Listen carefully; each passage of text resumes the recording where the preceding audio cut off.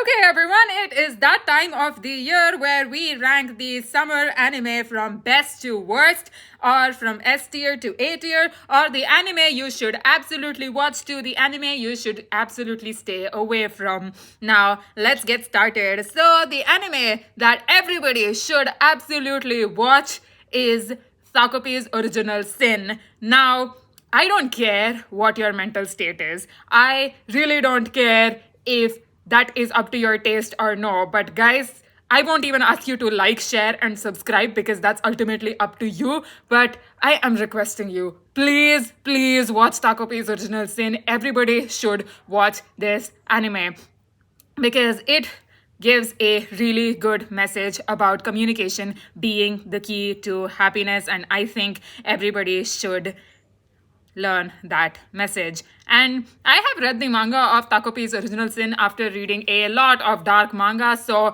the dark aspect did not really apply to me, but I do appreciate the anime for getting the accuracy of domestic violence and the psychological impact it has on these poor kids, right?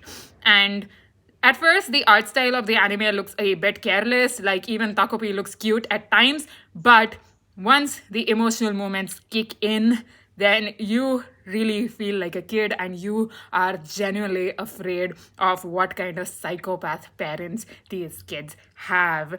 And it is also raw and brutal and doesn't pull any punches, which is why this anime gets a 9.5 out of 10. I just wish it was longer, and personally, I feel the manga was a bit more impactful. So, Takopi's Original Sin, please watch it. This is an order. Let's move on to the next best anime, which is Gachiakota. Now, if you guys have seen my shorts, you know how obsessed I am with this anime and the manga. The characters look so cute.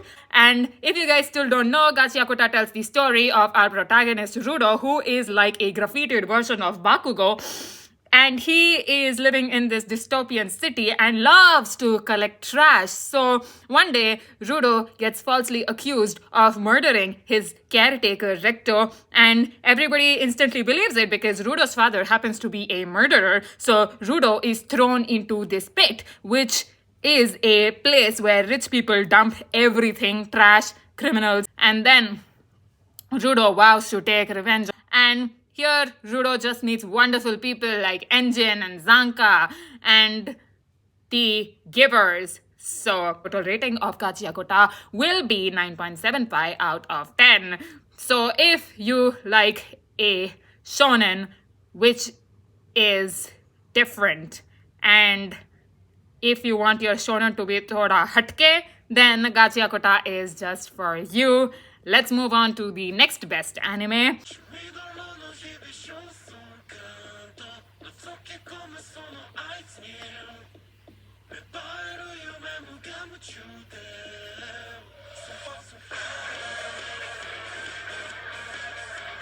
Tougen Anki. Now, Tougen Anki may come across as your typical run-of-the-mill shonen anime, but it provides a very twisted narrative on the famous Japanese legend Momotaro. Now, if you guys do not know the story of Momotaro from Doraemon, Momotaro is basically this legend who killed off the Oni or the demons. And in Tougen Anki, the Oni or the demons are painted to be our protagonists here, and the Momotaro agency is the antagonist.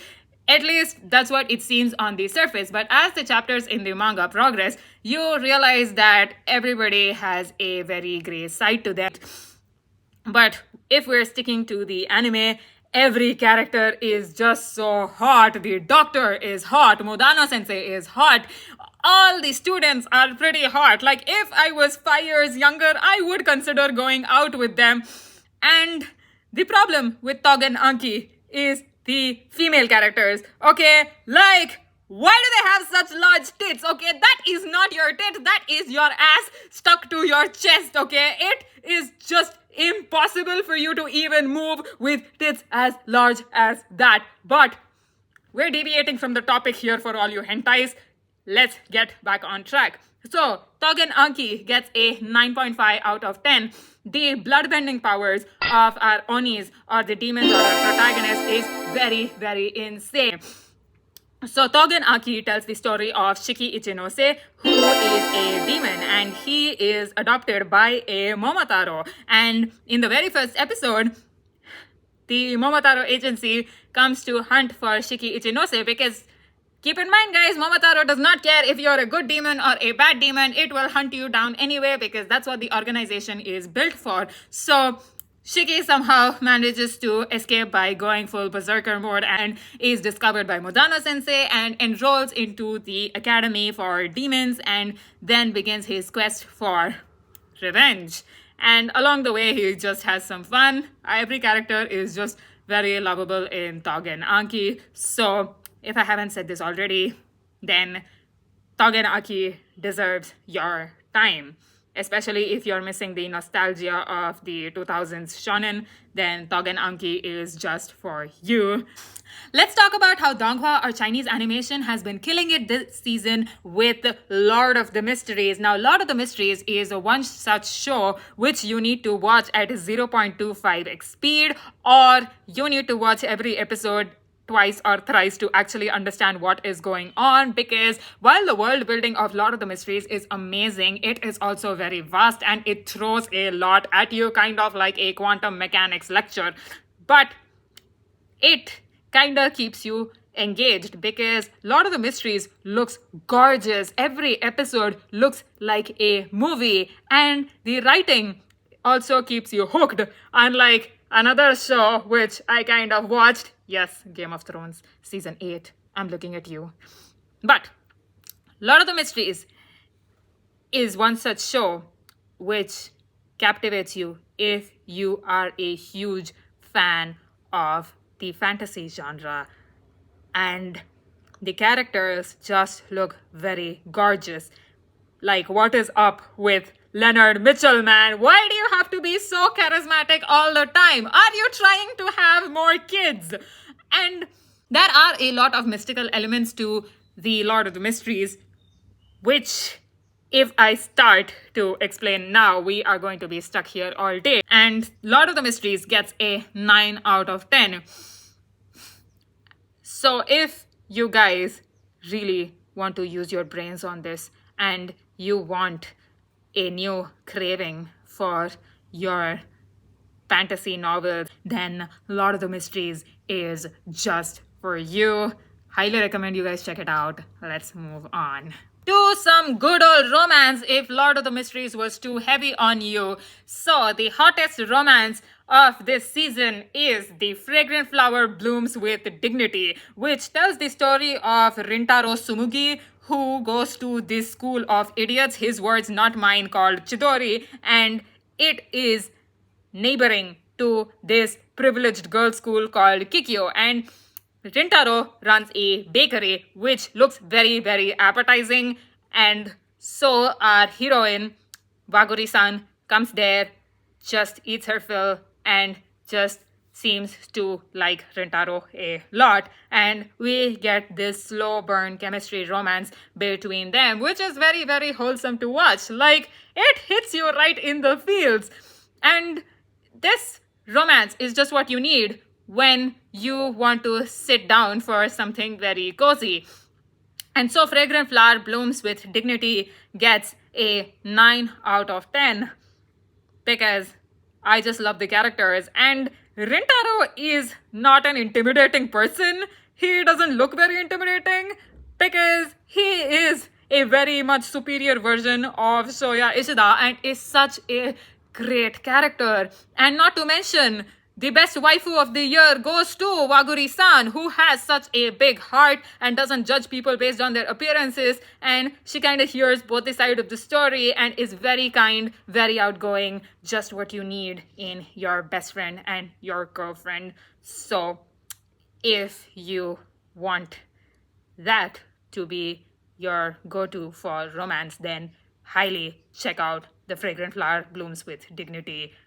Let's move on to another romance anime, A Bouquet for an Ugly Girl. Now, before I get into the synopsis of this, okay, the protagonist of this anime, Tabata-san, is not ugly. Guys, I will tell you what is ugly. Netflix adaptation of Junji Ito's manga. Like, that will give you eye cancer And it is a horror anime, but for all the wrong reasons. So, A Bouquet for an Ugly Girl is a superior version of Kimi ni Todoke. Like, I like the first season of Kimi ni Todoke, but A Bouquet for an Ugly Girl provides a much funnier take on it, and it draws many parallels with Kimi ni Todoke. But our protagonist here is much better than Sabako, because Tabata-san is very self-conscious and she just thinks that she doesn't deserve a good social life because of the way she looks, but that is not touched upon so much. And then she meets our love interest here, who is equally as good as Kazehaya, if not more. And then ensues so many chaos and comedy of errors and this slow burn romance between them. And you also have our rival, who is just like Kurumizawa, but in a way she is not as rude as Kurumizawa, which makes me love her even more. So I love this anime, and this gets a 9 out of 10. So if you're a huge fan of Kimi ni Todoke, then please don't miss A Bouquet for an Ugly Girl. This will just make you laugh, and you might just be in tears after watching it. So let's move on to a more slice of life anime, In the Rain with You, which tells the story of Fuji-san and her dog.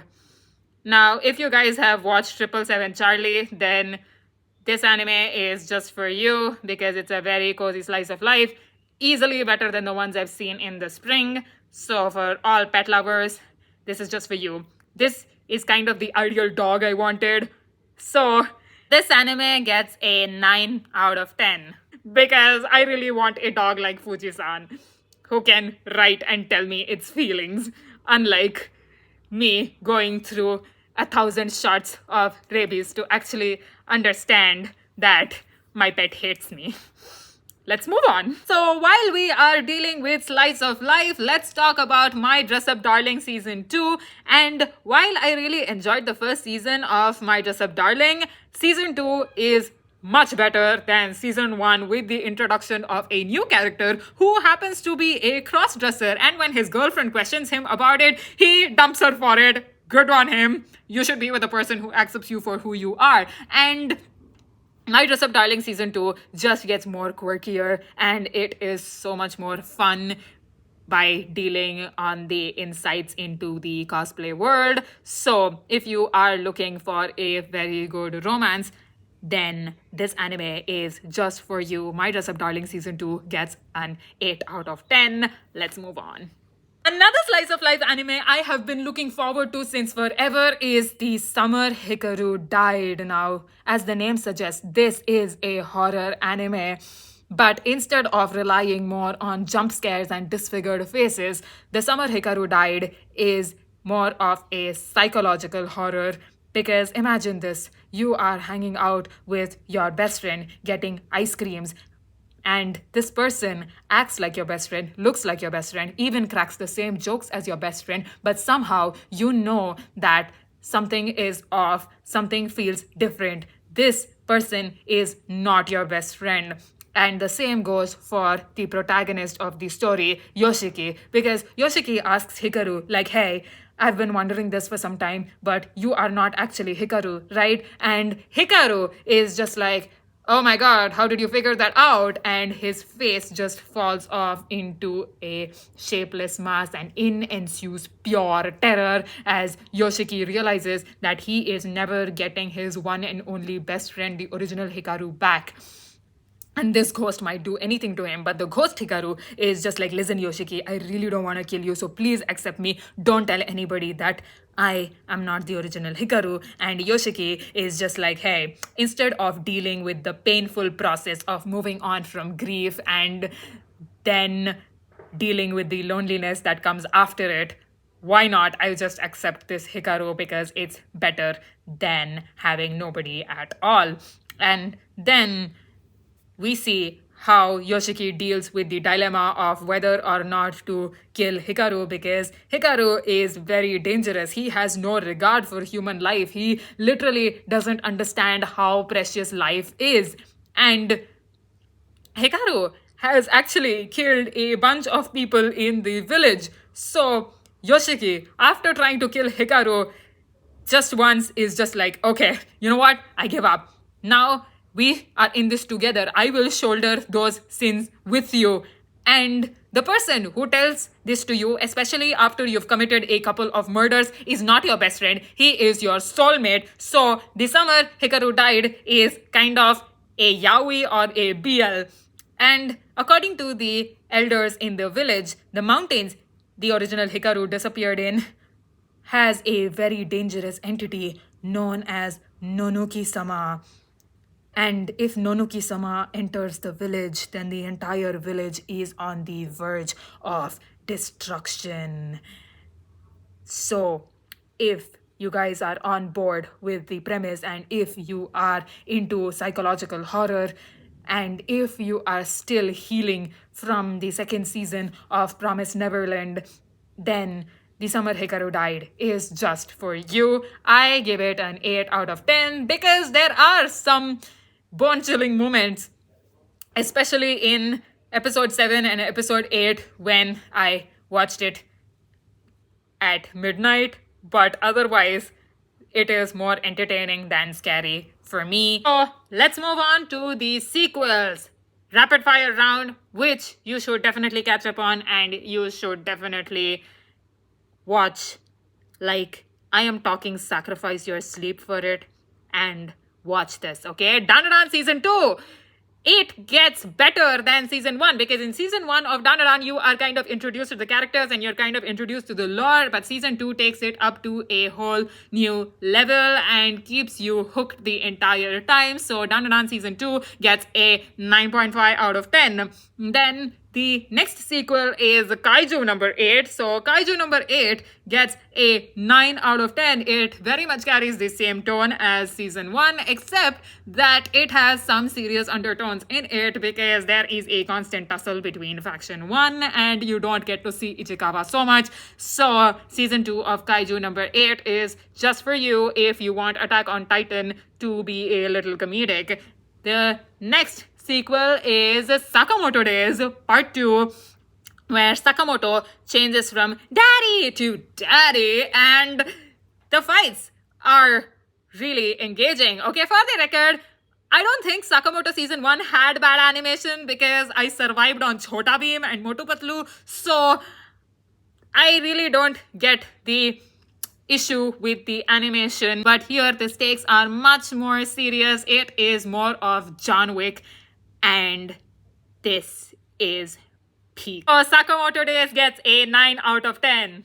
So please check out Sakamoto Days Season 2 if you just like espionage and if you are bored of Spy Family being stuck in the same place. Now, the next sequel is Call of the Night Season 2. Now, I really enjoyed the first season of Call of the Night because I think it provided a very different take on the vampire's lore. So according to this anime, if you want to become a vampire, you need to allow the vampire to bite you and then fall in love with the vampire in a year. Because if you fail to meet this condition, then you will never become a vampire.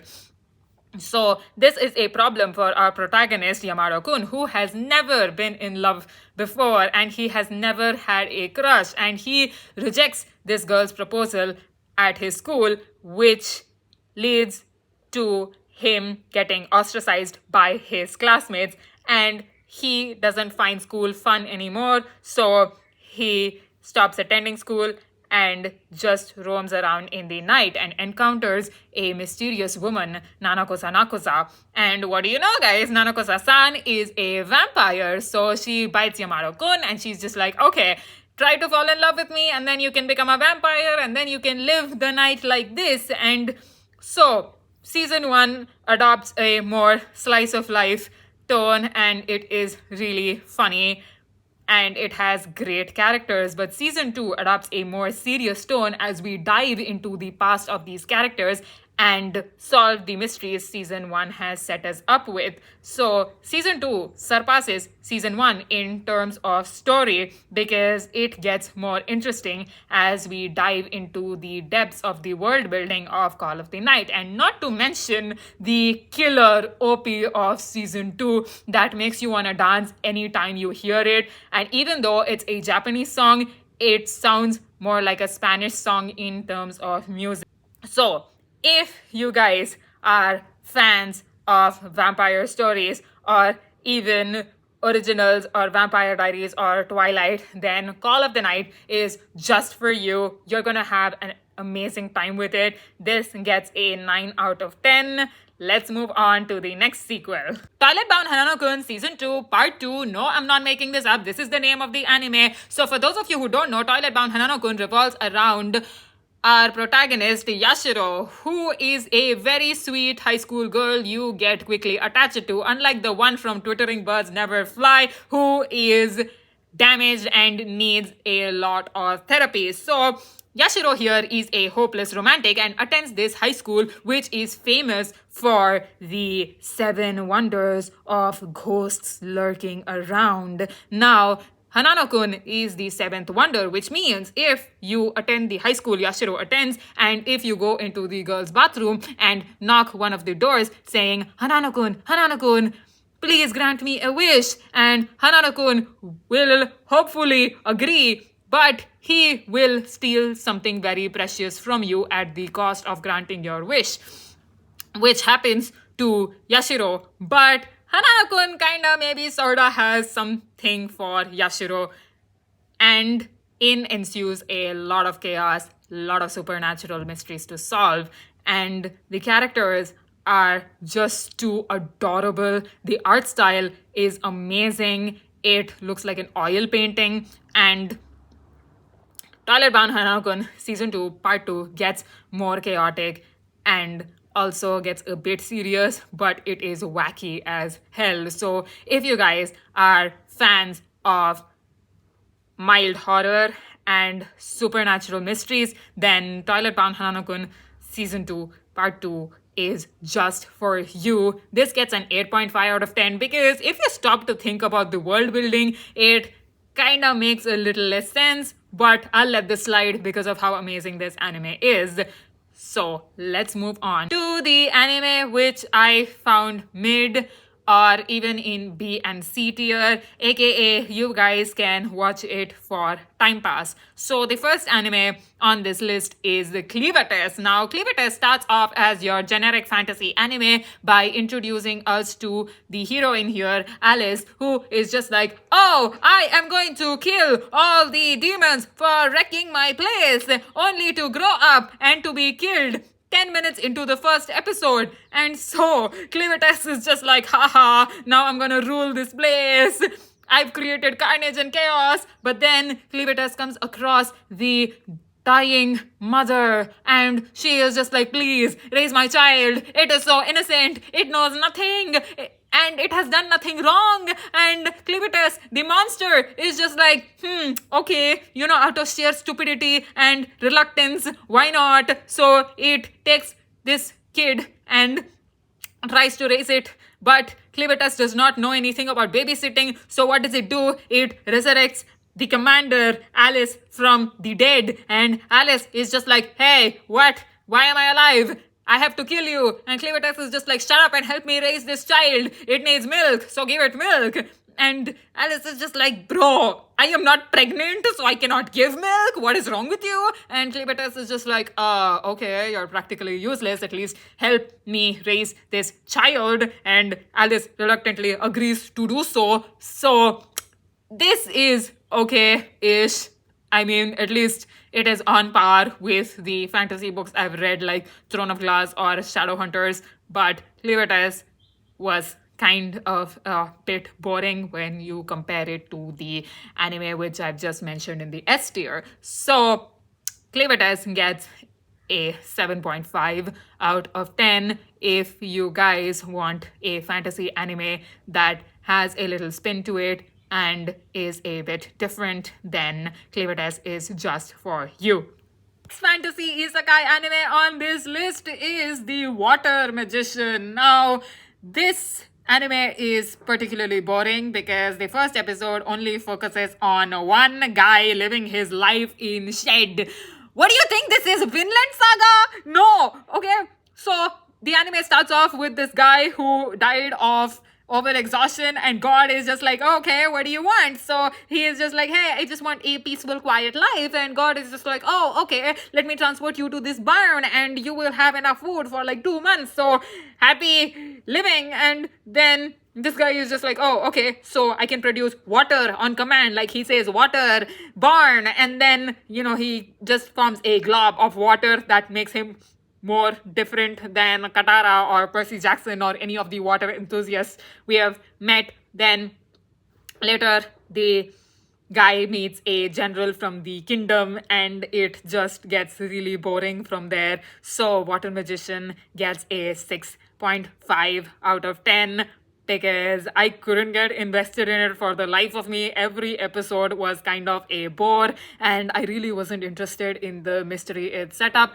But if this is your thing, and if you want to entertain your kids at home, then Water Magician is just for you. Let's move on to yet another slice of life. Dealing with Mikadono sisters is a breeze.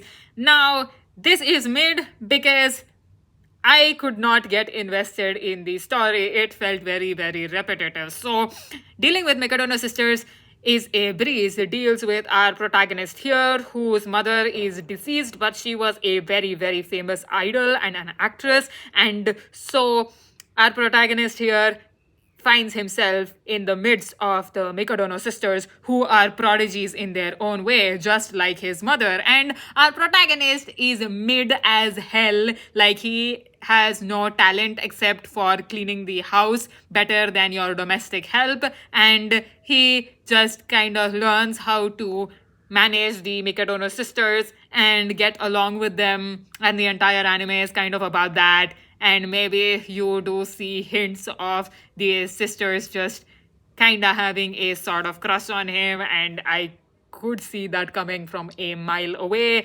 So this anime again gets a 6.5 out of 10. Now, if you are excited for this genre, which drops out every season, then dealing with Mikadono sisters is a breeze, is just for you. It is an ultimate go-to family drama, especially after the trauma that the children of Shiunji family gave me.